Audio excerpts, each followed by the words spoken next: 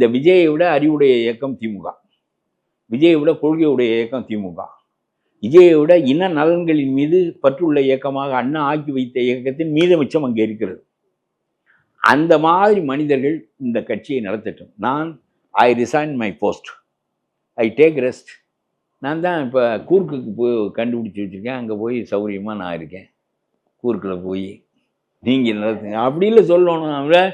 I take the responsibility. அப்புறம் எவனுமே தலைவர் எப்படா எய்த்து பேசுறதுன்னு ஒருத்தனை எய்த்து பேச மாட்டேன். இதாக ஆச்சு, சரி பார்ப்போம். ஆகவே நாடு ஒன்று நல்லவன் விளங்காதவனாக இருக்கேன், விளங்கினவன் அயோக்கியனாக இருக்கேன். ஓனாயை வைத்து கொண்டு ஆட்டு மந்தையை காப்பாற்ற முடியாது, லாட்டி சீட்டுக்காரனை வைத்து கொண்டு மக்களை காப்பாற்ற முடியாது. அதனால மாமியா மருமகன் மகன் எல்லாரையும் போக்கி விட்டு எங்கேயோ போய் கொள்ளையடித்தீர்கள், மறுபடியும் அடியுங்கள் என்று சொல்லி அனுப்பிவிட்டு தகுதியான மனிதர்களை வைத்துக்கொண்டு, யோசனை உள்ளவர்களை வைத்துக்கொண்டு, மின் தொடர்பில் இவ்வளவு ஊழல் நடந்திருக்கிறதா, மறுநாளே சீஃப் இன்ஜினியர் கோர்ட்டுக்கு வந்து விட வேண்டும்.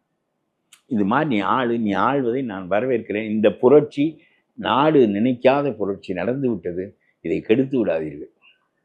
திமுக காரன் இதிலிருந்து பாடம் கற்றுக்கொள்ள போவதில்லை. அதாவது வழியில்லாத வழியில் செல்வது போல அறிவு அல்லாத அறிவை அறிவாக கொண்டு யோசனைகளை எல்லாம் செய்து, நான் சொன்னது போல டோஜோவால் ஜப்பான் அழிந்தது என்றால் டோஜோ வீட்டுக்கு போய்விட வேண்டும். உன்னால் பெரிய தோல்வி அடைந்தது என்றால் நான் விலகிக் கொள்கிறேன். தகுதியானவர்கள் இந்த கட்சியை எடுத்து நடத்துங்கள். திராவிட இயக்கத்தை அண்ணாவை போல் மீண்டும் நிலைநிறுத்துங்கள். இந்த ஊழல் முறைகளிலிருந்து நாம் விடுபடுவோம்.